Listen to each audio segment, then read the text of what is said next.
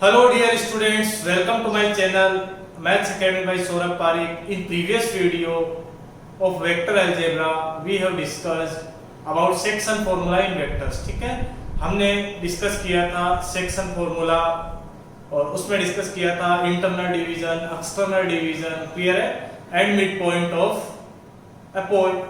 Of a line segment A B, clear है, उसका position vector कैसे फाइंड आउट करते हैं, ये सारी चीजें हमने प्रीवियस वीडियो में डिस्कस किया था. ठीक है, इस वीडियो में हम डिस्कस करेंगे एक वेक्टर के डायरेक्शन कोसाइंस और डायरेक्शन रेशियोज. ठीक है, तो बहुत ही इंपॉर्टेंट टॉपिक है. आगे जाके जब अपन 3 डायमेंशनल ज्योमेट्री पढ़ेंगे तो उसमें भी जो फर्स्ट टॉपिक है वो यही है, direction cosines and direction ratios of a line. वहां पे लाइन आ जाती है और यहाँ पे अपन डायरेक्शन कोसाइन और डायरेक्शन रेशियो पढ़ेंगे वेक्टर के. ठीक है, तो अपन स्टार्ट करते हैं.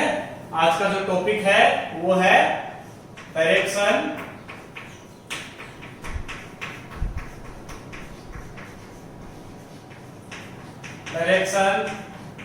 कोसाइंस, जिसे हम शॉर्ट फॉर्म में बच्चों डियास बोलते हैं. ठीक है ना, सॉरी डीसीज बोलते हैं, डायरेक्शन कोसाइंस. ठीक है, and direction ratios,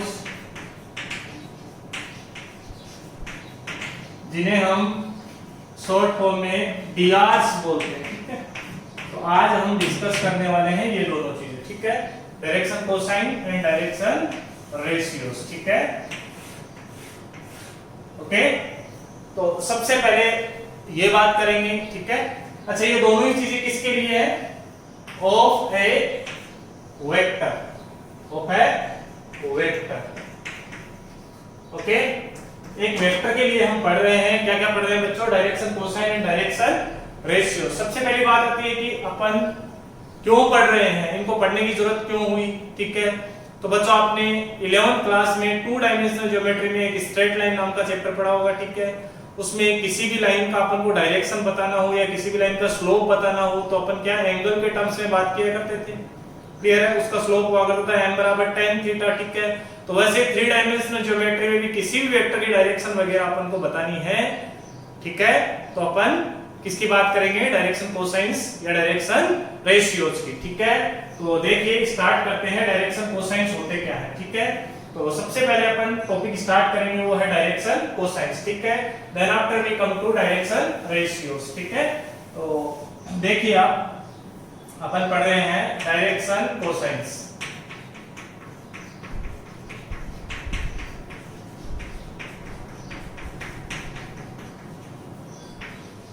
of a vector.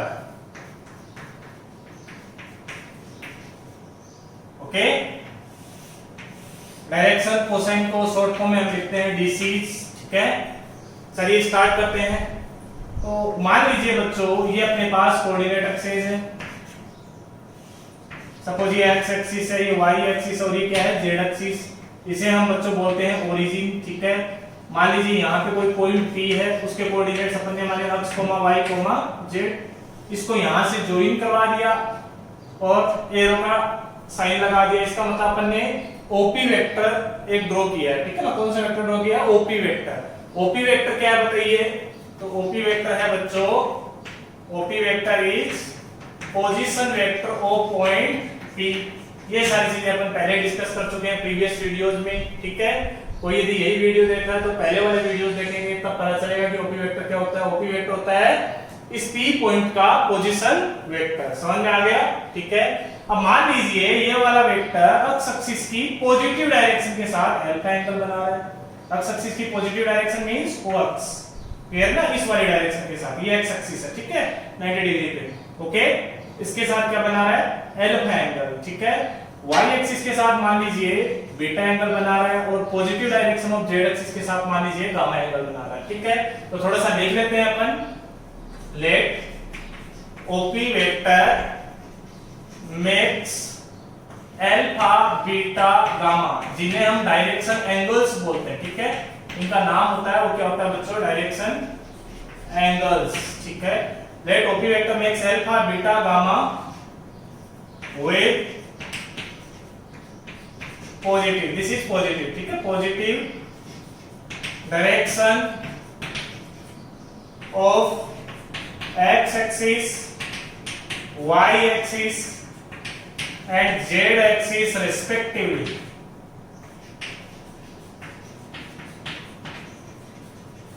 then their cosine values is called, their cosine values, i.e. cos alpha, cos beta, cos gamma are called direction cosine, short form में DCs, okay, and denoted by L, M, N। ठीक है, अभी मैं समझाऊंगा, आप इसको देखिए, ठीक है ना। तो बच्चों मैंने क्या बोला कि मान लीजिए ये ओपी वेक्टर है, ये एक्स एक्सिस के साथ पॉजिटिव डायरेक्शन के साथ अल्फा एंगल बना रहा है, वाई एक्सिस की पॉजिटिव डायरेक्शन के साथ ये वाला वेक्टर क्या बना रहा है, बीटा एंगल, जेड एक्सिस की पॉजिटिव डायरेक्शन के साथ ये वाला वेक्टर है वो गामा एंगल बना रहा है। ठीक है, तो इनके कोसाइन वैल्यूज, कोसाइन वैल्यू का मतलब कोस वाले वैल्यूज, इन एंगल्स का अपन कोस वाला वैल्यूज फाइंड आउट करेंगे तो अपने पास कोई नंबर आएगा। जैसे cos 60 का वैल्यू कितना होता है 1/2, cos 45 का वैल्यू कितना होता है 1/√2। ठीक है, तो वो जो वैल्यूज हैं वो इस वेक्टर के क्या कहलाएंगे, डायरेक्शन कोसाइंस। ठीक है, और ऑब्वियस सी बात ये एंगल पता है तो इस वेक्टर की डायरेक्शन फिक्स है, तो डायरेक्शन बताने में काम आएगा कि नहीं आएगा, आएगा, जरूर आएगा। ठीक है, तो ये cos alpha, cos beta, cos gamma, इन्हें हम क्या बोलते हैं, direction cosine of this vector. समझ में आया सबको? ठीक है, इनको डिनोट कैसे किया जाता है बच्चों, L, M और N से। ठीक है, तो यहाँ L बराबर क्या हो गया, cos alpha, N is equal to क्या हो गया, cos beta, and N is equal to क्या हो गया बच्चों, cos गामा। समझ में आ गया? तो ये होते हैं डायरेक्शन कोसाइंस, बहुत बेसिक डेफिनेशन है। ठीक है, ये फॉर्मूला आपको याद रखना है। ठीक है, तो डायरेक्शन कोसाइन क्या होते हैं, मान लीजिए एक ओपी वेक्टर है, ओपी वेक्टर मींस इस पी पॉइंट का पोजीशन वेक्टर है। समझ में आ रहा है सबको? ठीक है, वो ओपी वेक्टर एक्स एक्सिस की पॉजिटिव डायरेक्शन के साथ अल्फा बना रहा है, वाई एक्सिस की पॉजिटिव डायरेक्शन के साथ बीटा, जेड एक्सिस की पॉजिटिव डायरेक्शन के साथ गामा। तो इनके जो कोसाइन वैल्यू यानी कि cos alpha, cos beta, cos gamma, इन्हें अपन क्या बोल देते हैं, डायरेक्शन कोसाइंस। ठीक है, और इनको डिनोट कैसे करते हैं, स्मॉल एन, स्मॉल एन से। ठीक है, यानी कि L is equals to cos alpha, M is equals to cos beta and N is equals to cos of gamma। मेरे ख्याल से यहां तक समझ में आया आपको? ओके, चलिए आगे बढ़ते हैं अपन। ठीक है,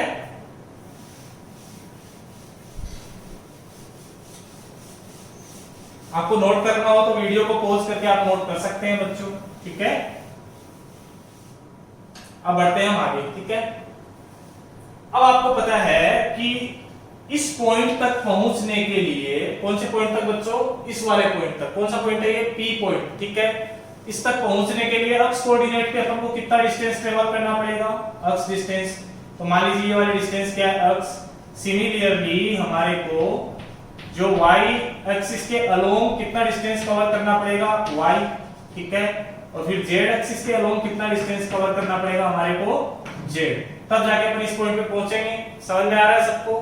ठीक है, अब अपन क्या चाह रहे हैं यहाँ पे, सबसे पहले तो ये समझिए कि मान लीजिए जो रूम है वो क्या है बच्चों, कोऑर्डिनेट स्पेस है। ठीक है ना, तो इसमें इस कॉर्नर को मैंने एक्स एक्सिस मान रखा है, इस कॉर्नर को मैंने वाई एक्सिस मान रखा है, और इस कॉर्नर को क्या मान रखा है मैंने, जेड एक्सिस। ठीक है, ओरिजिन से एक पी पॉइंट है ये वाला। ठीक है, तो ये ओपी वेक्टर ना, ये वाला हवा में जो पॉइंट है पी, ये ओपी वेक्टर एक्स एक्सिस की पॉजिटिव डायरेक्शन के साथ अल्फा बना रहा है, वाई एक्सिस की पॉजिटिव डायरेक्शन के साथ बीटा बना रहा है, जेड एक्सिस की पॉजिटिव डायरेक्शन के साथ गामा एंगल बना रहा है। ठीक है, तो इसके कोसाइन वैल्यूज होते हैं वो क्या होते हैं, डायरेक्शन कोसाइंस। समझ में आ गया? ठीक है, चलिए अब बढ़ते हैं हम आगे। ओके, आगे बढ़ते हैं। ठीक है, तो अब देखिए बच्चों, इसमें अपन फाइंड आउट करना चाह रहे हैं cos अल्फा, cos बीटा और cos गामा का वैल्यू। ठीक है, तो बड़े ही ध्यान से समझिएगा। तो देखो,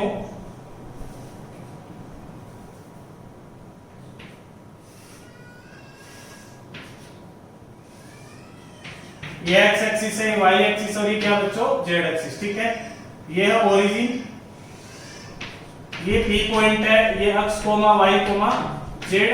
समझ में आ गया?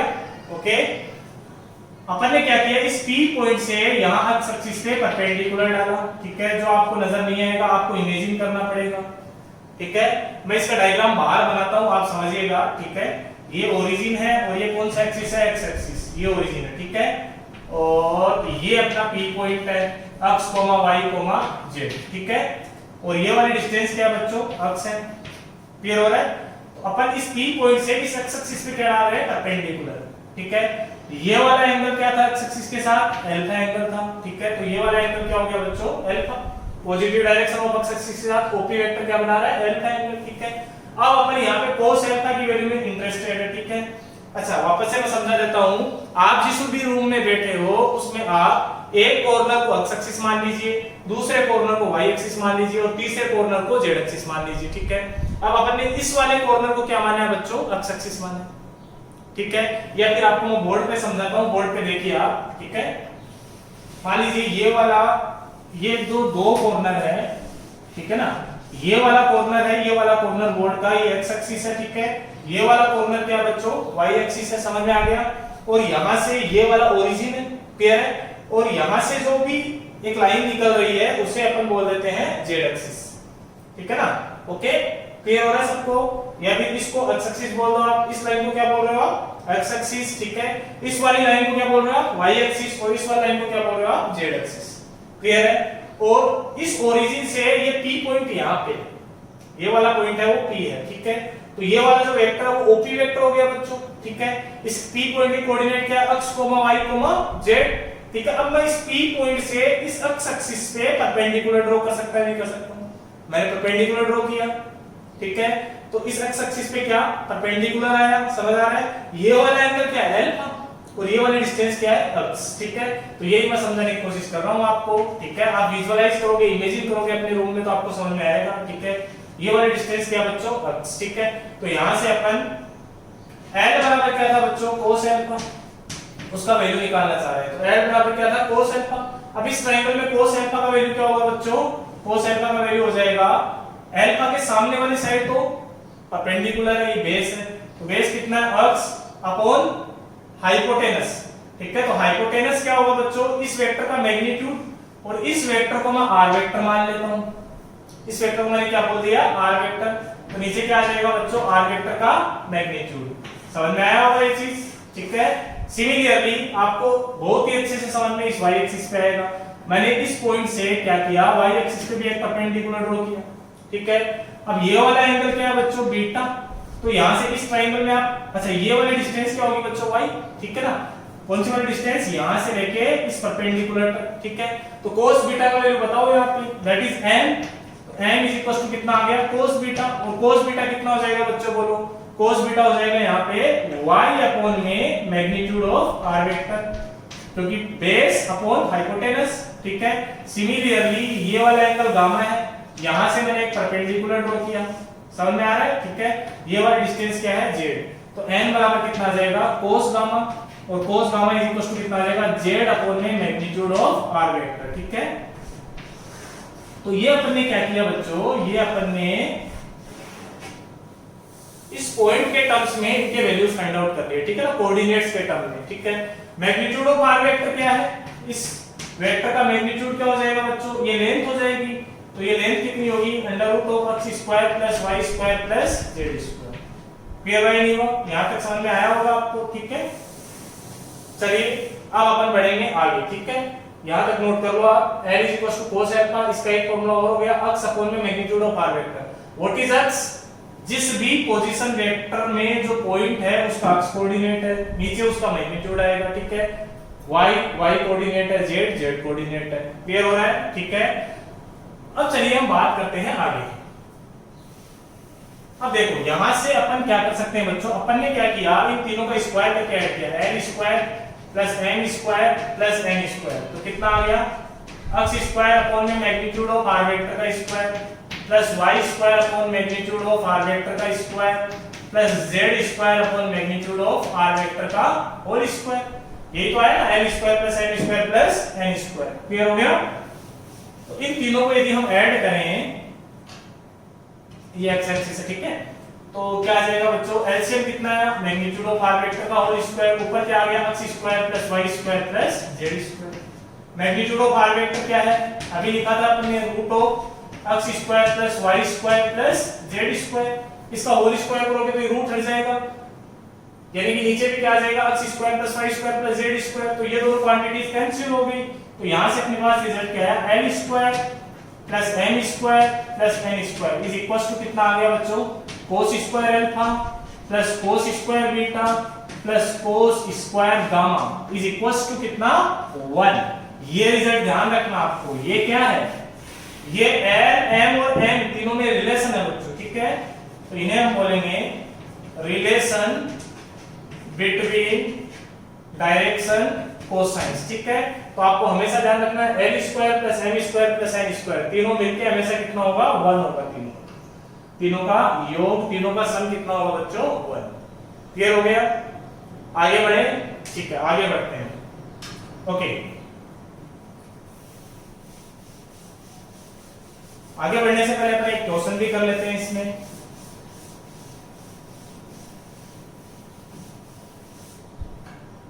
क्वेश्चन है, late a vector makes 60 degree, 45 degree, okay,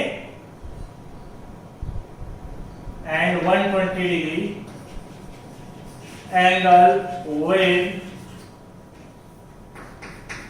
positive direction of x axis, y axis and z axis, then find its direction cosines, ठीक है। तो चलिए सॉल्यूशन करते हैं। देखो 60 डिग्री क्या है, x एक्सिस के साथ एंगल, 45 डिग्री y एक्सिस के साथ, 120 डिग्री z एक्सिस के साथ, किसका, वेक्टर का, ठीक है। तो अल्फा का वैल्यू कितना हो गया, 60 डिग्री, बीटा का कितना बच्चों, 45 डिग्री एंड गामा का वैल्यू कितना हो जाएगा, 120 डिग्री, ठीक है। तो direction cosine l is equal to cos alpha cos 60, तो l का वैल्यू कितना आ जाएगा, 1/2, ठीक है। n is equal to cos beta यानी कि cos 45, तो n का वैल्यू कितना हो जाएगा, 1/√2। Similarly n is equal to क्या होगा बच्चों, cos गामा, गामा का वैल्यू 120 डिग्री, तो n का वैल्यू कितना हो जाएगा, -1/2, ठीक है। cos 120 डिग्री का वैल्यू कितना होता है, -1/2, ठीक है। तो ये क्या आ गए, उस वेक्टर के डायरेक्शन कोसाइंस आ गए। आई थिंक आपको ये समझ में आया होगा कि डायरेक्शन कोसाइन क्या होता है। क्लियर हो गया, ओके, चले आगे, ठीक है। अब ध्यान क्या रखना है इसमें, एक तो एक चीज का और ध्यान रखना आपको, ये जो अल्फा बीटा और गामा तीनों एंगल्स है, इनका रेंज होना चाहिए 0 से 180 डिग्री के बीच में, पहली बात। और दूसरी बात आपको ये ध्यान रखना है कि इस डायरेक्शन कोसाइंस है, इनके स्क्वायर का सम कितना होना चाहिए बच्चों, 1, यानी कि l square plus m square plus n square, तो l स्क्वायर कितना, 1/4, ये 1/2 और वो 1/4, तो तीनों का सम कितना होना चाहिए, 1, ठीक है। ओके, ये हमेशा होना ही चाहिए यदि एलिमेंट क्या है, डायरेक्शन कोसाइंस है, ठीक है। चलो अब बात करते हैं हम डायरेक्शन रेशियोज की, ठीक है।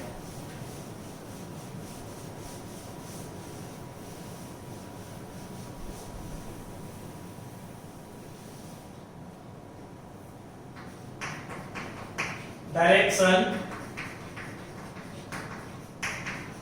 ratios dias of a vector,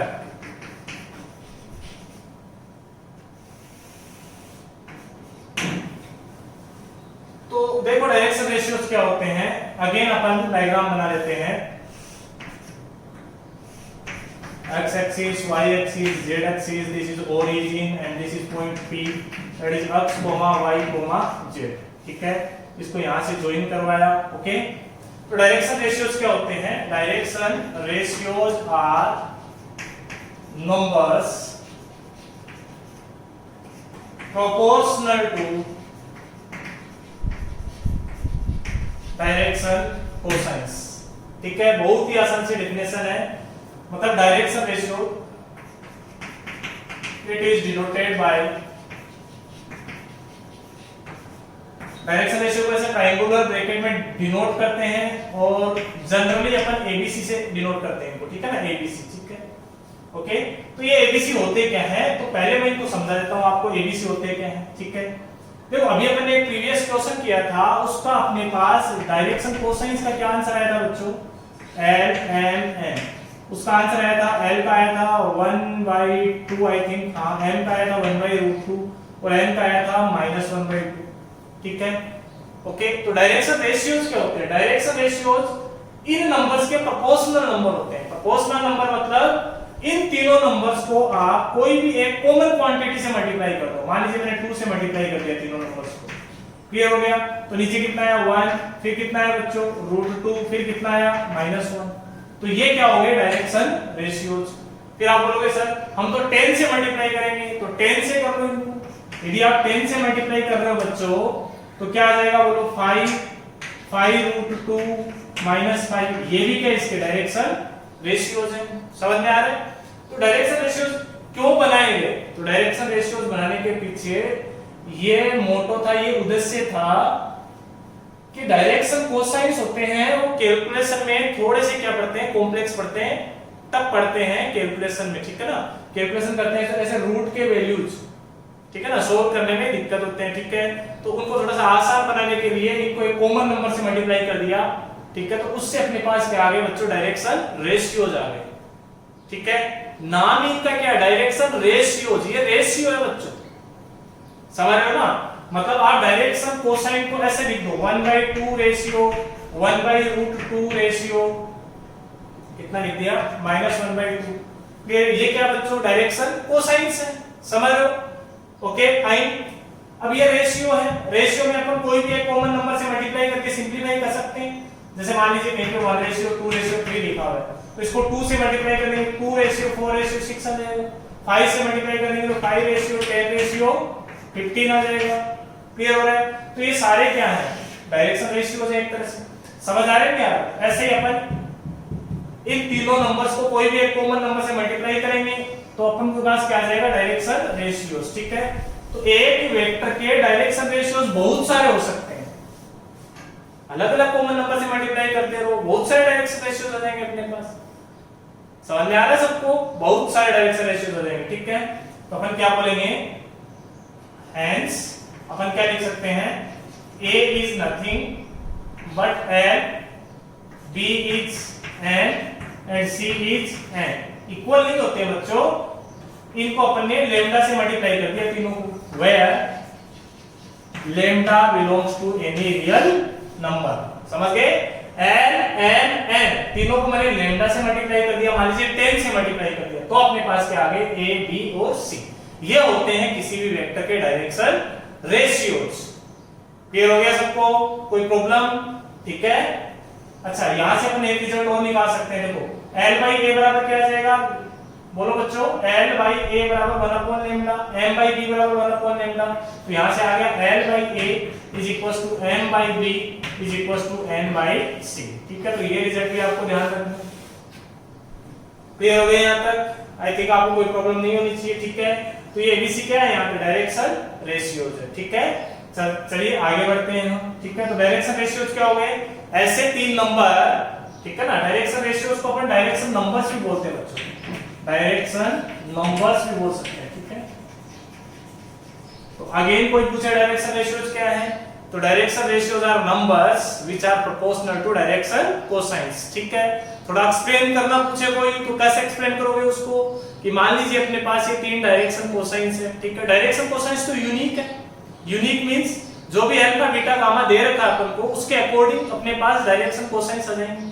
समझ आया नहीं आया, ठीक है ना। यूनिक का मतलब एक ही सेट रहेगा वो, ठीक है ना, एक ही सेट रहेगा। डायरेक्शन रेशियोज कितने हो सकते हैं, इनफाइनाइट सेट हो सकते हैं, ठीक है ना। तो कैसे एक्सप्लेन करोगे कि डायरेक्शन कोसाइन है हमारे पास ये, इनको हमने किसी भी एक कॉमन नंबर से मल्टीप्लाई कर दिया, उससे अपने पास क्या आ गया, डायरेक्शन रेशियोज, ठीक है। तो ऐसे कॉमन नंबर से मल्टीप्लाई करते चलो, you will get infinite direction ratios. समझे कि नहीं समझे, ठीक है ना, set of infinite direction ratios, ठीक है। तो ये बातें अपन कुछ लिख लेते हैं नोट में डाल के, ओके। तो चलिए आगे बढ़ते हैं।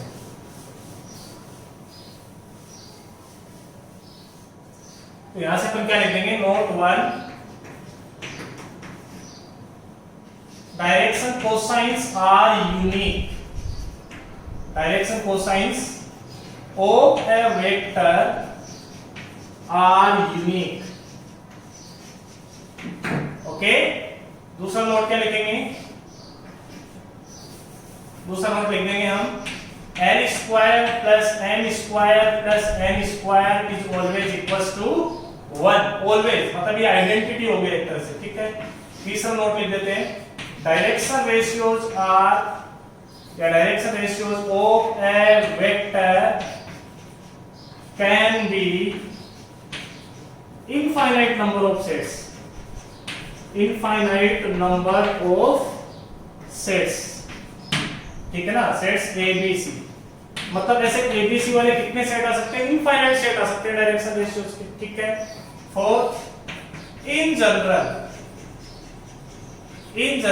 a square plus b square plus c square is not equals to 1, ठीक है ना। l square plus m square plus n square तो हमेशा क्या होता है 1 होता है, लेकिन सामान्यतया a square plus b square plus c square तीनों का सम 1 नहीं होता है। क्यों नहीं होता अब तो समझाया मैंने, 1/2 1/√2 1/2। मान लीजिए किसी वेक्टर के डायरेक्शन कोसाइंस है, ये क्या बच्चों डायरेक्शन कोसाइंस है, समझ में आ रहा है, ठीक है। तो इनके स्क्वायर का सब तो 1 होगा, लेकिन डायरेक्शन रेशियो में अपन इसको किसी भी कॉमन नंबर से मल्टीप्लाई करना है, क्लियर हो रहा है। तो कॉमन नंबर से मल्टीप्लाई करेंगे तो मान लीजिए अपने 2 से मल्टीप्लाई कर दिया, समझ रहे हो, ये कितना आ गया 1√2 और कितना आ गया बच्चों 1। अब इनके स्क्वायर का सम करके देखो कितना आ जाएगा 1 + 2 + 1 4 आ रहा है, 1 तो नहीं आ रहा, ठीक है। तो ये कंडीशन भी आपको याद रखनी है, ओके। तो इस चीज को भी ध्यान रखिए, ओके। तो direction ratios of vector can be infinite number of sets, इसको मैं रीराइट कर देता हूं, ओके बच्चों। आप इसको आराम से नोट कीजिए, वीडियो को पॉज करके अब चलेंगे हम थोड़ा सा आगे, ठीक है।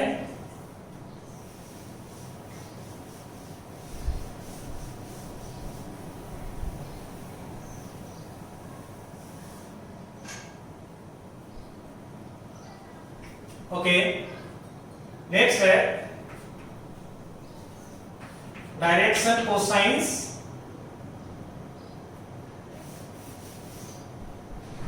लिख देता हूं, क्वेश्चन लिख देता हूं, हाउ टू ऑब्टेन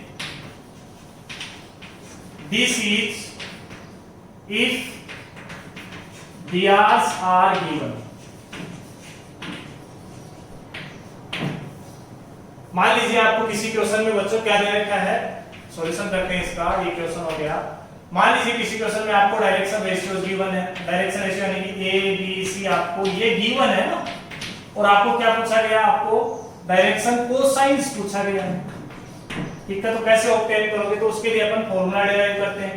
तो अपन एक रिलेशन पढ़ा था L/A = M/B = N/C, इसको मैंने k के बराबर मान लिया, लेम्डा के बराबर मान लिया। तो L बराबर कितना आ गया a के, n बराबर बोलो बच्चों b के, n बराबर कितना आ गया c के, ठीक है। अपन क्या जानते हैं l square plus m square plus n square equals to कितना 1। तो यहां से अपन ने ये वैल्यूज पुट किया तो क्या आ गया बच्चों a square plus b square plus c square, तो ब्रैकेट में आ गया और कॉमन क्या आ गया तीनों से k स्क्वायर इक्वल्स टू 1। तो यहां से जो k का वैल्यू वो कितना आ गया +-1 अपॉन में √a square plus b square plus c square, clear है। तो hence direction cosines from direction ratios क्या आ जाएंगे, l बराबर a into k का वैल्यू पुट कर दो, तो +-a अपॉन √ कितना आ जाएगा बच्चों a square plus b square plus c square, m equals to क्या आ जाएगा +-b अपॉन में a square plus b square plus c square, ठीक है। और n बराबर क्या आ जाएगा +-c upon a square plus b square plus c square. समझ आया सबको। तो ये क्या है, ये फॉर्मूले हैं एलिमेंट के, ठीक है। ये एलिमेंट के फॉर्मूले, एलिमेंट क्या होता है डायरेक्शन कोसाइंस, ठीक है। ये फॉर्मूले कब यूज होंगे सर, तो ये फॉर्मूले आपको तब यूज करने हैं जब किसी भी वेक्टर के आपको डायरेक्शन रेशियोज गिवन हो, एबीसी का वैल्यू पता हो और आपको पूछा क्या जा रहा है डायरेक्शन कोसाइन, ठीक है। तो आपको ये फॉर्मूला यूज करना है। समझ में आया सबको, कोई दिक्कत इसमें, ओके, ठीक है। एबीसी का वैल्यू डाल दोगे यहाँ पे तो एलिमेंट का वैल्यू आ जाएगा अपने पास, ओके। तो चलिए एक बार थोड़ा सा कंफ्यूजन दूर करने के लिए कि भाई कौन सा फॉर्मूला कब काम में लेना है। एक बार मैं वापस से फॉर्मूले लिख देता हूं, ठीक है, जिससे आपको थोड़ा और क्लियर हो जाए। तो बच्चों अपन ने देखो L का फॉर्मूला क्या क्या पढ़ा, L का एक फॉर्मूला पढ़ा हमने cos अल्फा, और एक क्या पढ़ा अपन ने प्लस माइनस a अपॉन में under root of a square plus b square plus c square, ठीक है। n का क्या पढ़ा हमने cos बीटा, और एक क्या पढ़ा प्लस माइनस b अपॉन में under root of a square plus b square plus c square. Similarly n is equal to बच्चों क्या cos gamma that is equal to plus minus c upon में under root of a square plus b square plus c square. समझ में आ गया। अब ये वाला formula कब यूज करने हैं, ये वाले तीनों फॉर्मूले। तो जब एंगल दे रखे हो अपन को, ऐसा बोलेगा कि एक वेक्टर है वो एक्स एक्सिस के साथ इतना एंगल बना रहा है, वाई एक्सिस के साथ इतना एंगल बना रहा है, जेड एक्सिस के साथ इतना एंगल बना रहा है, find its direction cosine. Clear है। ये वाले फॉर्मूले कब यूज करने हैं कि एक वेक्टर है उसके डायरेक्शन रेशियोज 1 2 3 है। एक वेक्टर के डायरेक्शन रेशियोज क्या है बच्चों 1 2 3, उसके डायरेक्शन कोसाइंस फाइंड आउट करो। तो ये वैल्यूज पुट करके अपन क्या कर लेंगे, उसके डायरेक्शन कोसाइंस फाइंड आउट कर लेंगे। समझ में आया सबको, एनी प्रॉब्लम, ठीक है। तो ये थे direction ratios and direction cosines, ठीक है। अब थोड़ा सा आगे चलते हैं। अगेन मैं रिपीट कर रहा हूं, आपको जब भी नोट करना हो तो आप वीडियो को पॉज करके नोट कर सकते हैं, ठीक है। अब बात करते हैं हम direction ratios and direction cosines in component form of a vector. Important है बच्चों ये डायरेक्शन रेशियो डायरेक्शन कोसाइन अपन वेक्टर की कंपोनेंट फॉर्म में फाइंड आउट करने की कोशिश करेंगे कि अपन को कंपोनेंट फॉर्म में वेक्टर दे रखा है। सर कंपोनेंट फॉर्म क्या होती है, तो बच्चों इसे वेक्टर दे रखा i cap plus 2j cap plus 3k cap, ठीक है। तो अब इसमें पहचाने कैसे कि डायरेक्शन रेशियोज कौन से और डायरेक्शन कोसाइंस कौन से हैं, तो वो सिखा रहा हूं मैं आपको, ठीक है। तो देखिए बच्चों,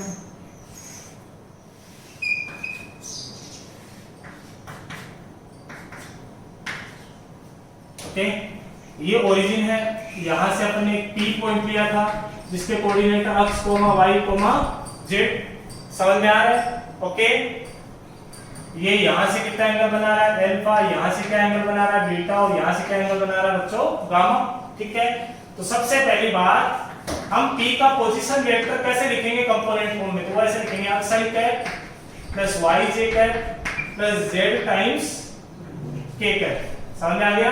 ये क्या है पॉइंट P का पोजीशन वेक्टर, कौन सी फॉर्म में बच्चों कंपोनेंट फॉर्म में, ठीक है। ये लिखना सीख रखा है अपन ने, समझ में आ गया, ओके। अब देखो इस cos अल्फा का वैल्यू अपन ने अभी थोड़ी देर पहले निकाला था। cos अल्फा क्या था बच्चों x अपॉन में magnitude of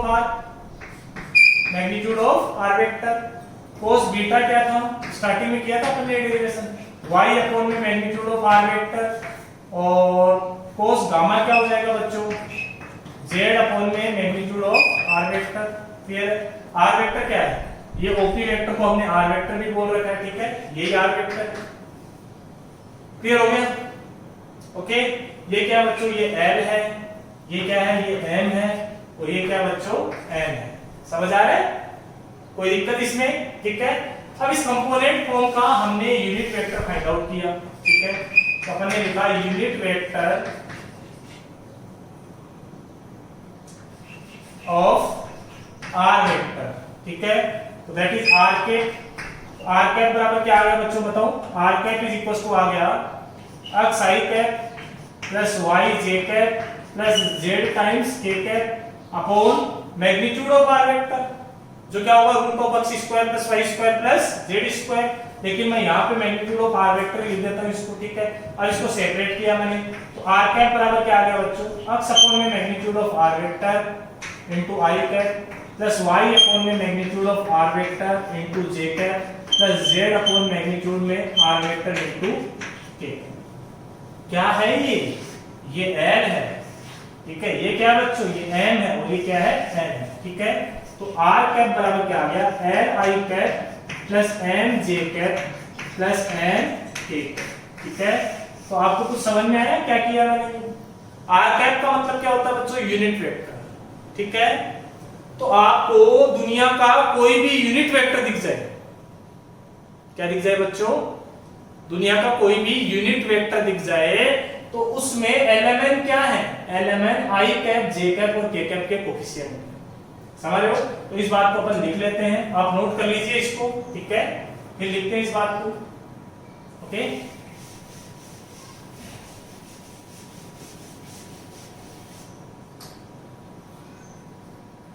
not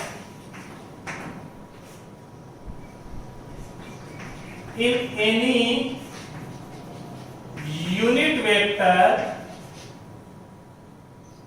coefficients of I cap, j cap and k cap are direction cosines of that vector। समझ में आ गया सबको? तो वेक्टर में आपको पहचानना है कि डायरेक्शन कोसाइन है या नहीं है, तो क्या करोगे आप, कोफिशिएंट के स्क्वायर का सम कितना हो जाना चाहिए 1, क्योंकि l square plus m square plus n square का सम कितना हो जाना चाहिए 1। तो i कैप, j कैप और k कैप के कोफिशिएंट को हम क्या बोल देते हैं बच्चों, direction cosines of that vector. Clear है? चलिए अब डायरेक्शन रेशियोज की बात करते हैं, ठीक है। तो देखो डायरेक्शन कोसाइन क्या है अपने पास, x अपॉन में magnitude of r vector, y upon में magnitude of r vector, z upon में मैग्नीट्यूड ऑफ r वेक्टर। ये क्या बच्चों, n m एंड n, ये डायरेक्शन कोसाइन से, ठीक है। मैंने क्या किया, एक कॉमन नंबर से मल्टीप्लाई किया इनको। किससे मल्टीप्लाई किया बच्चों, कॉमन नंबर से, और वो कॉमन नंबर मान लो मैंने मैग्नीट्यूड ऑफ r वेक्टर ही ले लिया, ठीक है। तो मैंने तीनों को मैग्नीट्यूड ऑफ r वेक्टर से मल्टीप्लाई किया, तो अपने पास क्या आ गया, x, y, z। इन्हें हम क्या बोल सकते हैं बच्चों, इन्हें हम डायरेक्शन रेशियोज बोल सकते हैं। समझ में आ रहा है? ठीक है, यानी कि किसी भी वेक्टर में जो यूनिट वेक्टर नहीं होना चाहिए, ठीक है, किसी भी, अच्छा x y z है क्या, i कैप, j कैप और k कैप के कोफिशिएंट जब ये यूनिट वेक्टर नहीं था, ठीक है, तो डायरेक्शन रेशियो क्या हो जाएंगे बच्चों, कोई भी वेक्टर में डायरेक्शन रेशियो देखने हैं तो आप i कैप, j कैप और k कैप तीनों के कोफिशिएंट्स देख लीजिए, वो उसके क्या हो जाएंगे, डायरेक्शन रेशियोज, ठीक है। फिर कोई बच्चा बोलेगा नहीं सर मैं मैग्नीट्यूड ऑफ r वेक्टर से मल्टीप्लाई नहीं करूंगा, मैं तो इसको 5 से मल्टीप्लाई करूंगा, तो बिल्कुल वो भी क्या है, इसके डायरेक्शन रेशियोज है, ठीक है। 2x 2y 2z भी क्या इसके डायरेक्शन रेशियोज है, 100x 100y 100z भी क्या इसके डायरेक्शन रेशियोज है, तो उससे कोई फर्क नहीं पड़ता, ठीक है ना, वो तो सेम रेशियो में चल रहे हैं। समझ में आ रहा है सबको? लेकिन एक सेट क्या होगा उसका, x, y, z, ठीक है। तो ये बात भी अपन लिख लेते हैं, ठीक है। ये फर्स्ट नोट था। Second, in any vector coefficients of I cap, j cap and k cap are called direction ratios of that vector. Okay, in any vector coefficients of I cap, j cap and k cap are called direction ratios of that vector. ठीक है, तो इनको note कीजिए, video को pause करके हम बढ़ेंगे आगे।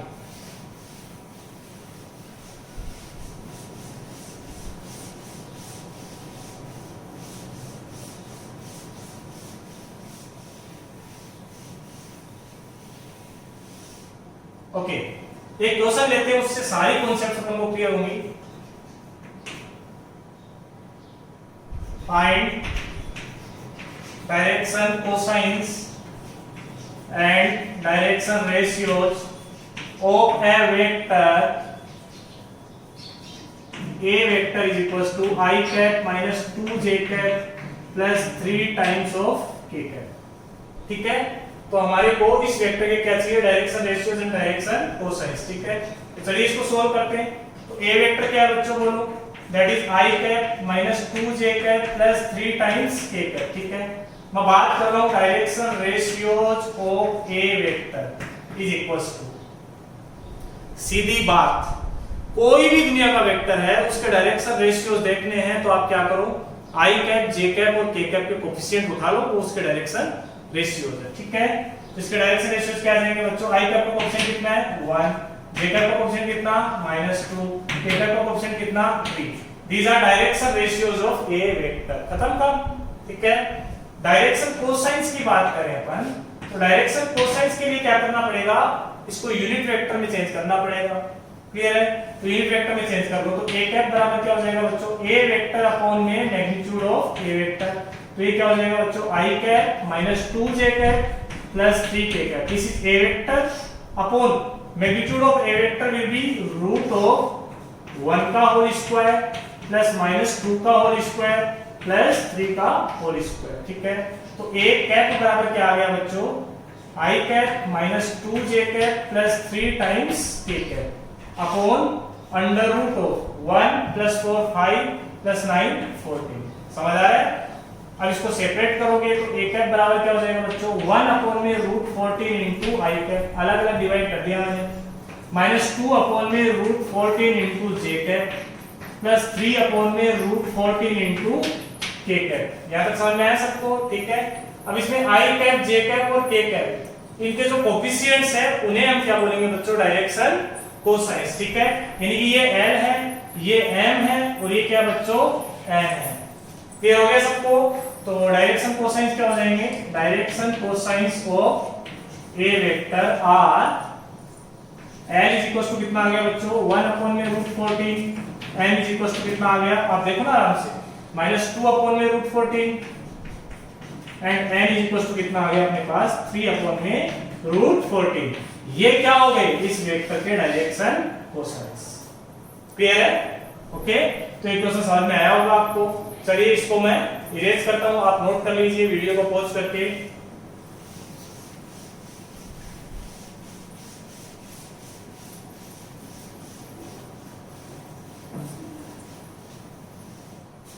ओके, तो अब आप पहचानना, ठीक है ना, मैं आपको टाइम दूंगा थोड़ा सा। मान लीजिए कहीं पे अपन को एक वेक्टर दे रखा है, मान लीजिए कोई भी एक वेक्टर दे रखा है 1 over root 3 into I cap plus 1 over root 3 into J cap minus 1 over root 3 into K cap. ठीक है, आप पहचान के बताइए कि डायरेक्शन रेशियो है या डायरेक्शन कोसाइंस है। ठीक है, तो कैसे पहचानोगे, सोचिए, तीनों कोफिशिएंट के स्क्वायर का सम यदि 1 होता है तो वो डायरेक्शन कोसाइंस है, तीनों कोफिशिएंट के स्क्वायर का सम यदि 1 नहीं होता है तो वो क्या, डायरेक्शन रेशियो है। समझ में आ गया सबको? तो इसमें तीनों कोफिशिएंट के स्क्वायर का सम 1/3 प्लस 1/3 प्लस 1/3 कितना हो गया बच्चों, 1, यानी कि ये क्या है, इसके डायरेक्शन कोसाइंस है। ठीक है, तो ये हमने कंपोनेंट फॉर्म में डिस्कस किया है। ठीक है ना, तो बहुत सारी डेफिनेशन सीख ली अपन ने, एक बार थोड़ा सा समराइज कर लेते हैं। क्या क्या सीखा अपन ने, L बराबर cos अल्फा बराबर a अपॉन में under root of a square plus b square plus c square. ठीक है, m बराबर क्या बच्चों, cos beta that is b upon में root of a square plus b square plus c square, n is equals to cos gamma that is c upon under root of a square plus b square plus c square. ठीक है, ये फॉर्मूले कब use करने हैं, जब हमारे को वेक्टर का एंगल दे रखा हो, एक्स एक्सिस, वाई एक्सिस और जेड एक्सिस के साथ। ये वाले फॉर्मूले कब यूज करने हैं, जब हमारे को सीधे सीधे वेक्टर के डायरेक्शन रेशियोज पता हो। समझ आ रहा है, कोई भी दिक्कत? और तीसरा कॉन्सेप्ट सीखा कि कंपोनेंट फॉर्म में अपन को दे रखा है, जैसे 2i plus 3j minus 5k। ठीक है, तो इस वेक्टर में हमारे को डायरेक्शन रेशियोज और डायरेक्शन कोसाइन पहचानने हो तो कैसे पहचान, तो इसके डायरेक्शन रेशियोज क्या हो जाएंगे, 2 3 माइनस 5। इसके डायरेक्शन कोसाइन कैसे निकालेंगे हम, a कैप निकाल लेंगे बच्चों, तो आ जाएगा a वेक्टर अपॉन में मैग्नीट्यूड ऑफ a वेक्टर, तो that is 2i plus 3j minus 5k cap upon में कितना बच्चों, under root of 4 plus 9 13 plus 25 38। ठीक है, तो इसको अलग अलग करेंगे तो L का वैल्यू कितना आ जाएगा, 2 ओवर रूट 38, n का वैल्यू कितना आ जाएगा, 3 ओवर रूट 38 और n का वैल्यू कितना आ जाएगा बच्चों, माइनस 5 ओवर रूट 38। ये इसके डायरेक्शन कोसाइंस हो जाएंगे। तो डायरेक्शन कोसाइंस यूनिट वेक्टर में होते हैं, डायरेक्शन रेशियोज जो यूनिट वेक्टर नहीं है उसमें। समझ आ रहा है? तो किसी भी वेक्टर को यदि कंपोनेंट फॉर्म में दे रखा है, i j k की फॉर्म में दे रखा है, तो उसके डायरेक्शन रेशियो, डायरेक्शन कोसाइन कैसे फाइंड आउट करें वो अपन ने सीख लिए। साथ में अपन ने दो फॉर्मूले भी सीखे कि वेक्टर का सीधा एंगल दे रखा हो या सीधे वेक्टर के अपन को डायरेक्शन रेशियोज दे रखे हो। समझ में आ गया? चलिए अब इस पे बेस्ड अपन दो क्वेश्चन करेंगे और फिर इस टॉपिक का समापन करेंगे बच्चों। तो दो अच्छे क्वेश्चन कर लेते हैं हम। तो देखिए, सॉरी, एक क्वेश्चन करते हैं हम बच्चों, find direction ratios and direction cosines of AB vector where point A is 1 2 3 and point B is 1 5 minus 2. Okay, तो अपन को बच्चों किस वेक्टर के डायरेक्शन रेशियो डायरेक्शन कोसाइन चाहिए? AB वेक्टर के। तो सबसे पहले क्या पता होना चाहिए अपन को? AB vector.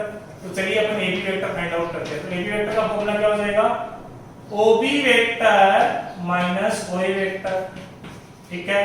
तो यहां से AB vector is equal to कितना आ जाएगा? OB vector. OB vector means position vector of B point, तो वो क्या होगा? I cap plus 5j cap minus 2k cap, ठीक है। ये तो अपन ने बहुत अच्छे से सीखा है। Minus OA vector, OA vector क्या हो जाएगा बच्चों? I cap plus 2j cap plus 3 times k cap.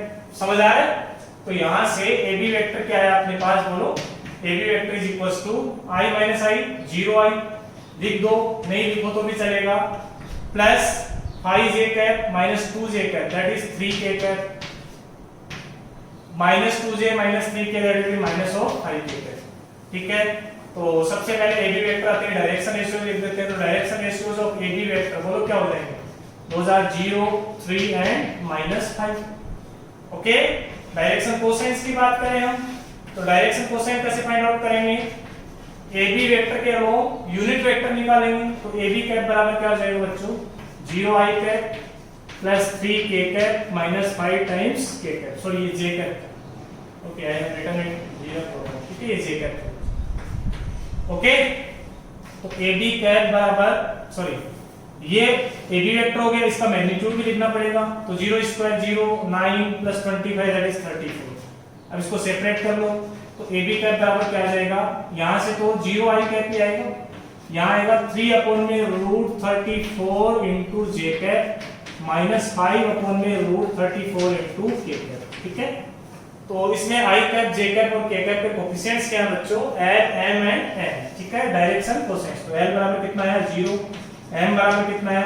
3 upon में root 34 and n is equal to कितना आ गया? माइनस 5 अपॉन में रूट 34। ये हो गए इस वेक्टर के डायरेक्शन कोसाइंस। क्लियर हो गया सबको? ठीक है, और ये क्या थे? Direction ratios. Okay, let us do one more question, ठीक है। If you want to note it down then pause the video and note it down.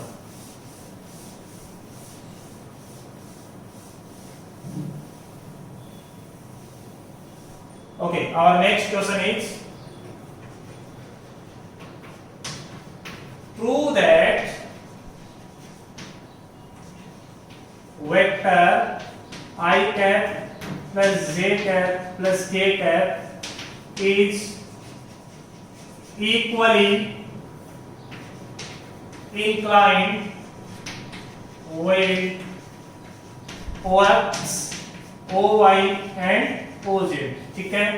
अपन को प्रूव करना है कि ये वाला जो वेक्टर है वो एक्स एक्सिस के साथ, ओ एक्स मींस ओरिजिन और एक्स एक्सिस यानी कि पॉजिटिव एक्स एक्सिस, ठीक है, OY एंड OZ के साथ इक्वली इंक्लाइंड है। इंक्लाइंड का मतलब ये वाला वेक्टर एक्स एक्सिस के साथ जो एंगल बना रहा है वही वाई एक्सिस के साथ बना रहा है, वही जेड एक्सिस के साथ बना रहा है। तो चलिए सॉल्व करते हैं इसको। तो एंगल की बात जहां पे भी आएगी तो वहां पे अपन डायरेक्शन कोसाइंस को रोल में लाएंगे बच्चों, ठीक है।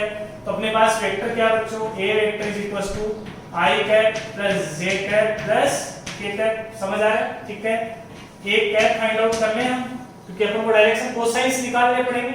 डायरेक्शन रेशियोज में तो एंगल होता ही नहीं है, समझ रहे हो? तो A कैप बराबर क्या आ जाएगा? I cap plus j cap plus k cap upon में under root of 1 square 1 square 1 square that is root 3, ठीक है। अब इसको हमने अलग अलग किया तो आ गया 1/√3 I cap plus 1/√3 j cap plus 1/√3 into k cap. समझ रहे हो? इसमें कौन छिपे बैठे हैं? इसमें एलिमेंट छिपे बैठे हैं। एलिमेंट क्या होते हैं बच्चों? Direction cosines. L कितना हो गया? 1/√3, n कितना हो गया? 1/√3 और n कितना हो गया बच्चों? 1/√3। समझ आया? L को क्या लिख सकते हैं हम? cos alpha. तो cos अल्फा 1/√3 आ गया। cos बीटा भी कितना आ गया बच्चों? 1/√3 और cos गामा भी कितना आ गया बच्चों? 1/√3। समझ रहे हो? तीनों के कोसाइन वैल्यूज इक्वल हैं, तो यहां से हम लिख सकते हैं कि cos alpha is equal to cos beta is equal to cos gamma. तो alpha is equal to beta is equal to gamma. Okay, alpha क्या बच्चों, एक्स एक्सिस और इस वेक्टर में एंगल, बीटा क्या है वाई एक्सिस और इस वेक्टर में एंगल, गामा क्या है जेड एक्सिस और इस वेक्टर में एंगल, तीनों एंगल इक्वल है, तो hence vector is equally inclined with x, y and OZ, hence proved। ठीक है, तो आई होप आपको ये वीडियो लेक्चर अच्छे से क्लियर हुआ होगा।